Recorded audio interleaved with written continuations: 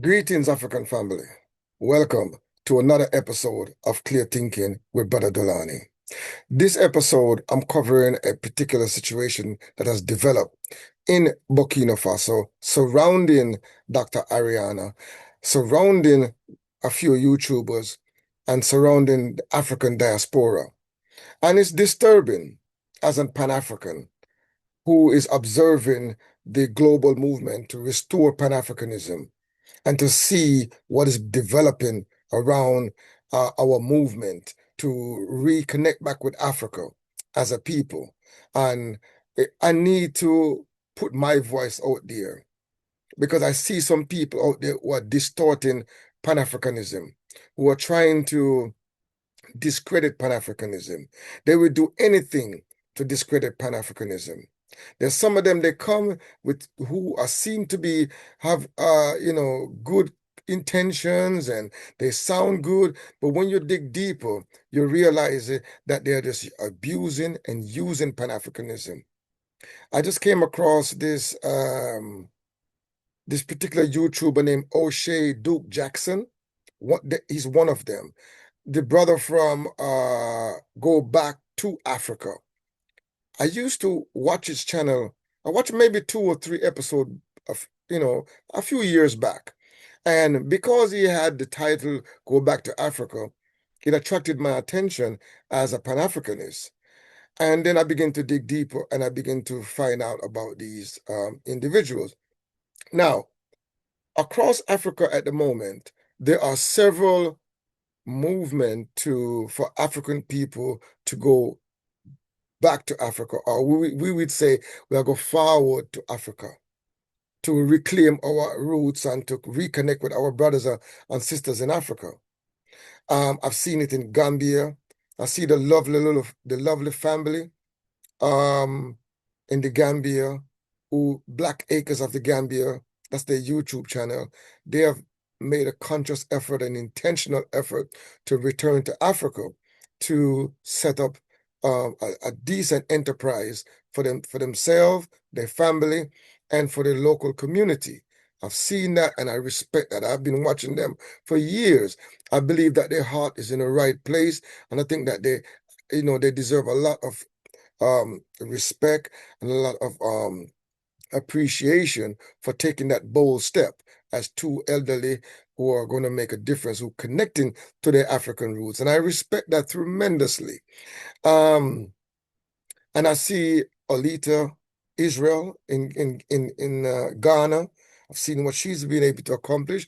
A tremendous accomplishment for a young sister. Take a bold step to go out there and build, and she's doing the work.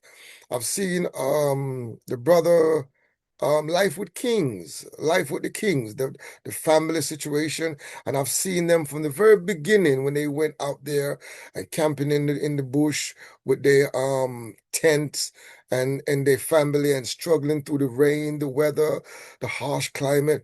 And I saw that, and I seen the other brother, what is his name again? A young brother, I like him too. He's My Natural Roots, a lovely brother, man. Great spirit, young, fresh. He's going also back to Africa to establish a community. He's bringing a lot of people with him, and and there's others. There are a few others that I've noticed. I've just been watching them. I know that there is a town in Ghana where the chiefs have offered resettlement. I think he put about 5,000 acres available for diaspora, and they had a system in place where you can, take a DNA test to prove that you're an African. You're entitled to a piece of land, and also all you have to do is pay for the processing fee with the government, and the land is yours. You have to develop it up and all those things. So I'm aware of these projects that's taking place now. What bring me to this particular episode on Dr. Ariana is I saw a video with this brother, O'Shea Jackson. He's from America, and I think he's living in Uganda at the moment. And what this brother done is go out of his way to be very disrespectful, to be very very negative in the characterization of the doctor, trying to slander the doctor name. And he began to accuse the doctor of being a scammer, of taking advantage of people, simple on the fact that she was trying to work with the African diaspora. She set up an organization called ADDI, I think the African Diaspora Development Institute. I'm not certain what it means specifically at this particular moment, but it's got to do with the African diaspora. That is her organization that she has formed, and she is out of Zimbabwe as an African woman, and she also worked with the AU previously, and she was a former ambassador.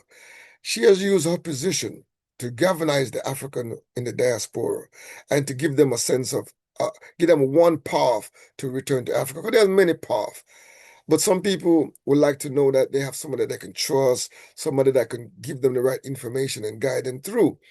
So the Dr. Ariana have decided to put herself forward and build this organization to bring African diaspora back into Africa.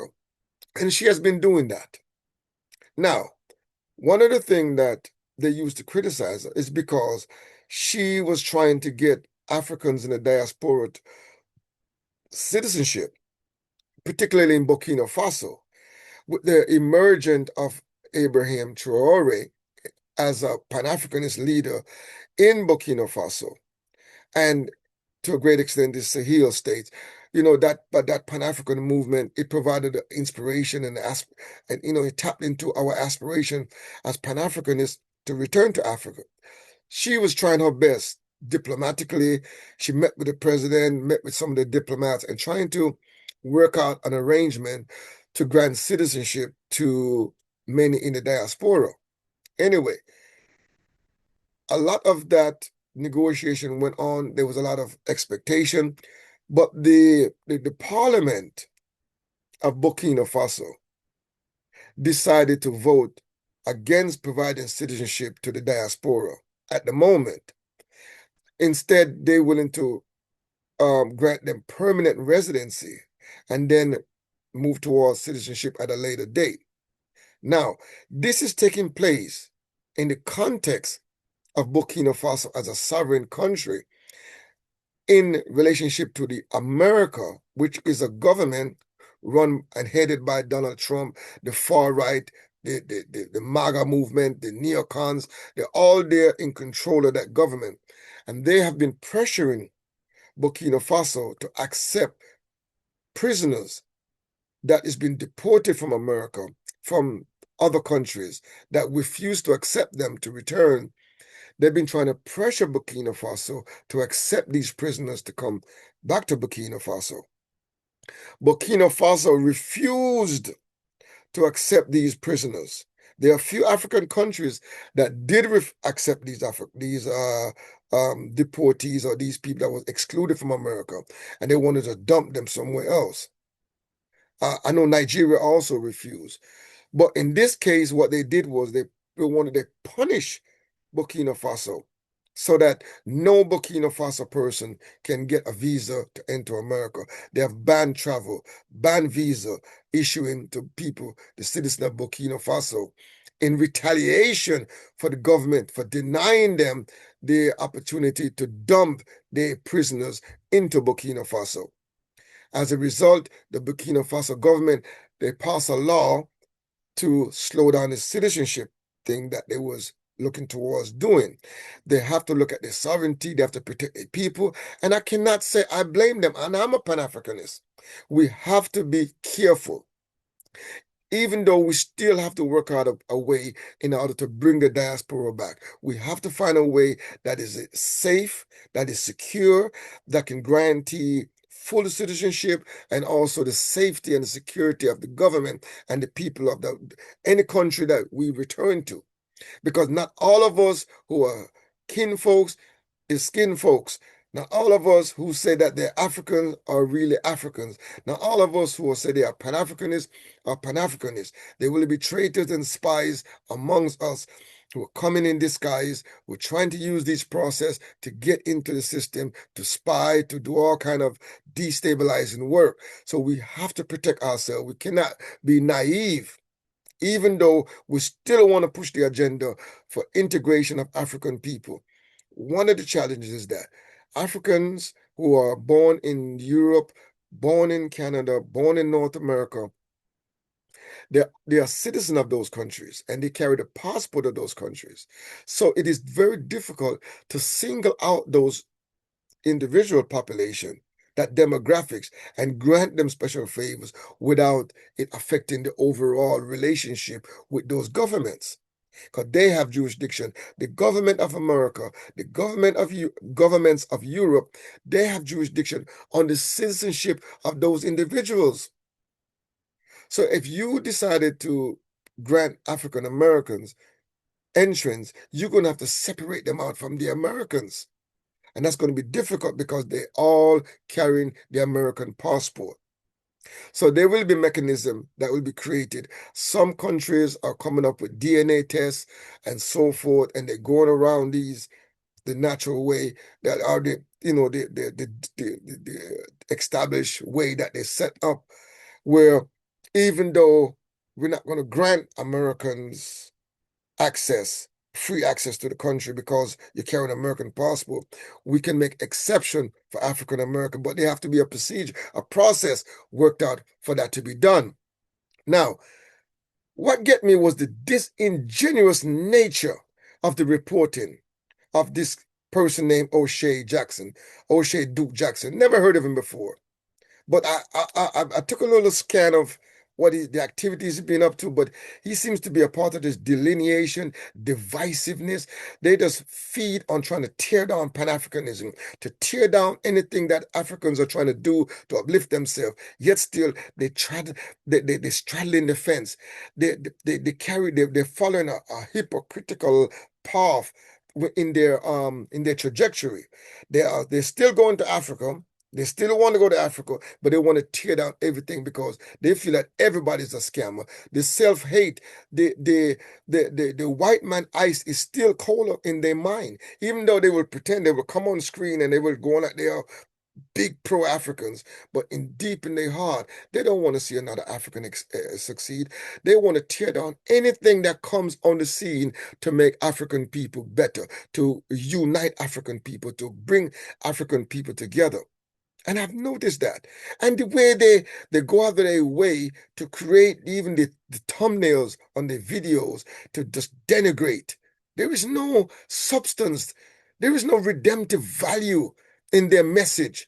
Just to tear down and try to deceive our people, to turn our people against those who are trying to bring about meaningful change. And that's what they've been doing. Even going back to Africa. I've been suspicious of him for a while. I'm not coming on here to tear him down, but the moment you hear they start using religion, and that was the red flag for me with him.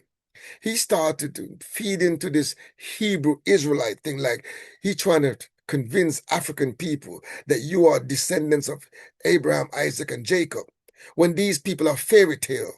These people never existed. There was no such thing as Abraham, Isaac, and Jacob that came from that came from Chaldea and Ur. They came from Baghdad. Didn't come from Africa. But he want to convince African people that we are descendants from these people, that we are the 12 tribes, that descendants from Abraham, that have been scattered around the world. Looking at the similarities with the biblical story, with our story, and think that similarity means the same. It's very popular amongst African people who have been enslaved and colonized and all over Africa right now, that idea that we are descendants or we are the Israelites because of the similarities we see with Israelite and our plight. We start to take similarity to mean the same, and that's not the case, my people. That's a deception. It's a whole thinking that's based on falsehood. It has no biology behind it. It has no archaeology behind it. It has no anthropological support behind it. It's all faith and religious belief. And when I realized he was pushing that, I realized that, red flag. And I kind of like veer away from that. Now to see him resurface now, joining in the bandwagon to tear down Dr. Ariana. I see it. He's just because you can even tell by the thumbnails he used, my people. Like she was coming out as a money grab to trying to deceive the people to take their money and scamming. Let me see if I can show you one of the if I could show you one of the this is the thumbnail that he uses.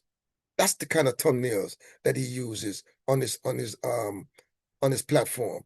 And he used here, if you notice there, he says 500,000. He says blame members.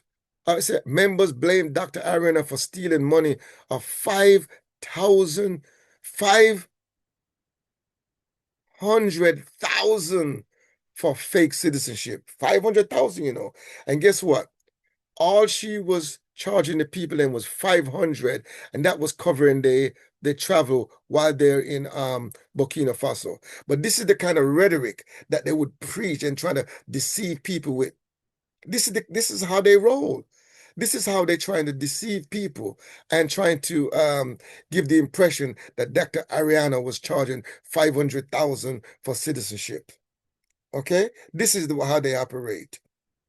500,000, for fake citizenship. This is how they peddle. This is how they try to get views and attract attention and become relevant by pushing this nonsense on our people. And somebody have to speak out against it. I'm not going to stand by and watch this blatant deception go on without adding my voice to it and says, this is wrong. We need to reject this kind of nonsense. This is not journalism. This is sensationalism, not based on no truth and accuracy. Now, over here, this is what this other brother put. Dr. Ariana finally get what she deserved. What did she deserve?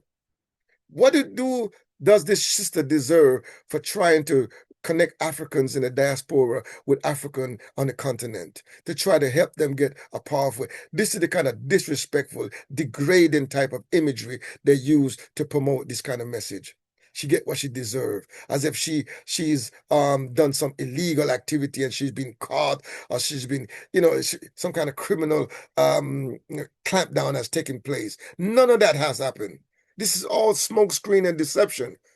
And anybody with any intelligence will be able to look through this and say this is pure nonsense that these brothers have been peddling. And it's sad to see that they have to go this low. What do they get out of it? Are they trying to protect Africans abroad? They think that I've seen what he have done before, especially go back to Africa. I've seen what he done to Olita, Israel. Even though I don't agree with her religion and her philosophy, I do like what she's doing as a young sister. I like what she's building. She's building a dream that many have not even attempt and don't have the guts to do. I have to give her the credit for that. And I saw him parade a whole bunch of people on his platform to discredit the sister. And he himself is an Israelite, and he go and do that to that sister like that. But, I left it alone because I said that's Israelite versus Israelite. I didn't want to get in there, but they're all African, and they're my brothers and they're my sisters. But I didn't appreciate the way he done it. It's the way he done it. He doesn't give you a journalistic approach where you get both sides. You get both sides to tell their story. No, he gives you this one-sided argument, and he create these thumbnails to condemn you before you even start. That's not journalism. That's sensationalism. The only purpose of that is to get your views, to get you to come and listen to me. Listen to me spew my opinion, my twisted ideology. Because in his heart of heart, he is preaching a Hebrew Israelite doctrine. All the other stuff about going to Africa and resettlement, that's such a smokescreen. In his heart, his message is to tell black people around the world that you are the descendants of Abraham, Isaac, and Jacob. That you come from Baghdad, you come from Chaldea and Ur. That's this true message. And that somehow Yahshua will come back and redeem us and our home is in Jerusalem. That is his real message. So I saw through that and red flag long time. And then this other brother, I can see that he's just, he reminds me of these abos or these FBAs in America. This rhetoric. All they want to do is tear down. They don't bring no substance. They don't bring nothing of value to the people. Just want to tear you down, since find somebody and find any flaw and tear it down. We got to stop that. We got to stop that. What is happening in Burkina Faso is beyond Dr. Ariano. That's a sovereign country. They can make a law today, and then next week they can change that law. Let's go for any country. You go to America today, and they can change a law and grant every foreigner in America citizenship. And then next month, next year, another one can come and reverse every law that was enacted today. They can reverse it next week because that's a sovereign country. They got a parliament. They can change the law. And everybody must understand that. No individual is above the parliament because the parliament, the majority rules, and they set the rules for their country. We want things to happen. I want things to happen as a Pan-Africanist, where we can get citizenship, we can get integration, we can get all the rights that can keep us in Africa, that can guarantee our home in Africa forever, because we were stolen from that land. We was enslaved and colonized from Africa. See, the Europeans came, the Arabs came, and all of them took advantage of Africa. And we need to rebuild, but they have left behind a mess. Neo-colonialism has left a mess, a big mess, a big legacy of chaos, of poverty, of war. And I hear the brother talk about, Dr. Ariana is inviting African Americans into a war zone. What kind of talk is that? It's only a part of that country that is still going through war, still going through terrorist attack. They're trying to tear down that country because the Islamic forces are still trying to penetrate from North Africa. They're still trying to take territory in Africa.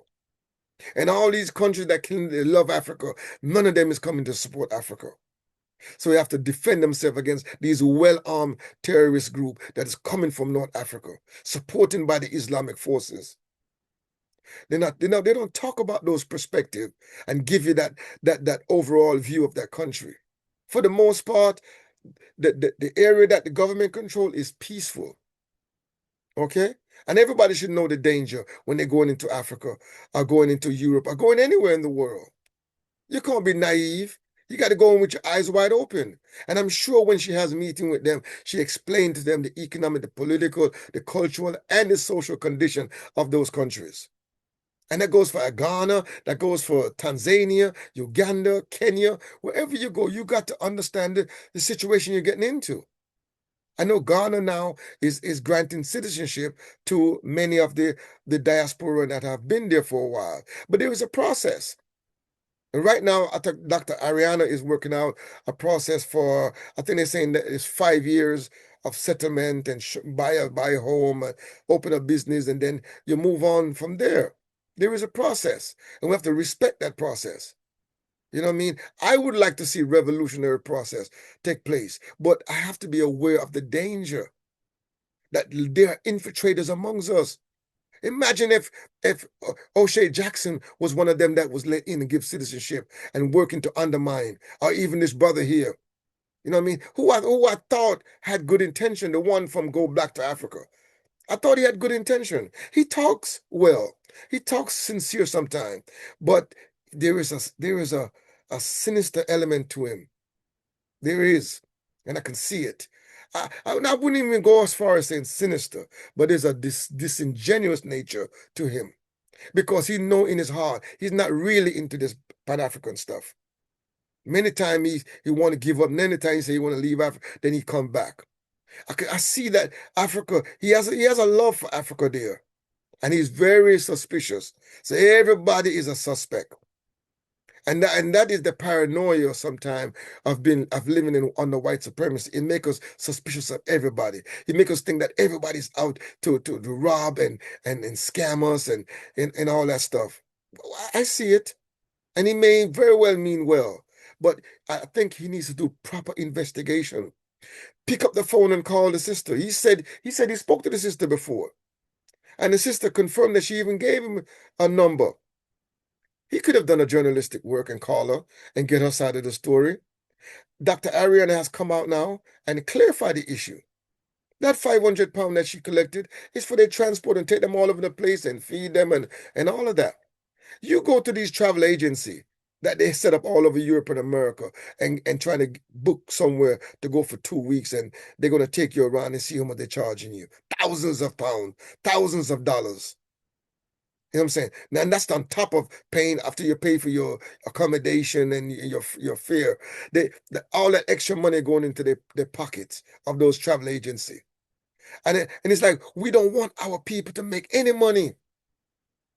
We want our people to work for free. That is what I notice. We want everything to be done for free. And I know some of us don't have it. But if you're going to make that journey, you're going to make this step, you should be able to understand that there will be costs involved. And if people are putting out their time, they need to be able to take care of themselves. You don't have to be exorbitant. You don't have to be extortionate in dealing with our people. But there will be some fees, some costs involved. People time and energy is involved. Respect that. But no, we all want to be free, just walk in and do what we want, get what we want, and go. No process. Be fair and balanced. Do investigation. Give the people them the right information. That is how we do it as Pan-Africanists. We tell no lies. We claim no easy victory. Amilcar Cabral told us that. We have to stand on principle. It's all about African people coming together to rebuild ourselves and rebuild Africa. That is the key. That is Pan-Africanism. To unite, to economically, politically, culturally rebuild Africa globally, the African world. Whether you're in the Afrobean, which is the Caribbean, whether you're in South America, Central America, North America, wherever you are in the diaspora, we have to unite with Africa. The neo-colonial governments are the majority across Africa. They control the situation. They control the dynamics across Africa right now. They control the AU. We've been calling for a African continental passport for many years now. But the ethno-nationalist forces are in power. They are in control. The Pan-Africanist forces are not in control. The Pan-Africanist leadership is the minority in Africa. We are just, our voice is just we're just regaining our voice, our strength. Because for many years, Pan-Africanism has been in a lull, has been in a decline, because the neo-colonial forces and the ethno-nationalist forces, they became the dominant forces. Now we are regaining our strength, and they want to blame us for all the problems that's been created by these ethno-nationalist, tribalist forces who are still under that colonial delineation type of thinking. They're only looking out for themselves. They only want to get resources for themselves. They will cut deals that would benefit their clan, their tribe, their nation, their particular group. We got to get it. Pan-Africanism is about the unification of Africans based on the reality that we are African. That's the core of it. It's not difficult. It's very simple. But many have difficulty accepting that. The Chinese are Chinese wherever he may be. And you can hear the Jewish people, and they're Jews wherever they are. And they have a homeland. And they have ideology. We have an ideology of Pan-Africanism, which is an ideology of aspiration for the best for African people. That's what it is. And Africa is our home, is our base. And if Africa look bad, we all look bad. We are descendants, and I am a descendant of the kidnapped people, of the enslaved, of the colonized. It is my duty to help to reunite our people, to reconnect our people, to liberate our people. And that's the mission. And that's what the mission that Dr. Arikana has taken that responsibility, sacrifice our own resources, our own time. The woman is a doctor. She can go and work and make a decent funds for herself and look after herself. She don't need to do this. These people who are criticizing her don't have half the skill that she has. Don't have half the resume that she has. They have a platform that can allow them to spew any kind of nonsense and deceive our people. But my message to you, my people, if you listen to this, Look into it for yourself. Study the facts. Don't let these people deceive you. You know what I'm saying? And I'm not here to tear nobody down or tear down these people, but I have to speak the truth. I have to, if I see this disingenuousness, dishonesty, and I see there's a sleight of hand being played here, I have to call it out. I am going on record to saying that what they're doing is deceptive. What they're doing is deceiving us, is sensationalism. That's not journalism. And we can do better than that. And they should know better. Because we're all trying to reclaim Africa and to make Africa in the best light possible. Bring back the best of Africa. We see what Wadamaya is doing, trying to expose the beauty of Africa and the wonderful diversity of Africa, so people can get away from the backward notion of Africa. Now they want to taint Africa as being the scammers and fraudsters and everybody trying to get your money. And that's not the case. That's not the case. There's some beautiful people in Africa. Some very righteous and honest people are in Africa and across the diaspora. Not everybody want to deceive you. Not everyone want to take your funds away from you, your money from you. There's some of us that want to empower you, that want to work with you to liberate ourselves. So don't listen to these naysayers. Don't listen to these people who are coming with this negativity and you don't see fair and balance. Anytime they do a story and they don't give both sides, you know that's a red flag. Thank you, my people, for listening to Clear Thinking with Brother Dulani. Share what good, my people. My respect every time.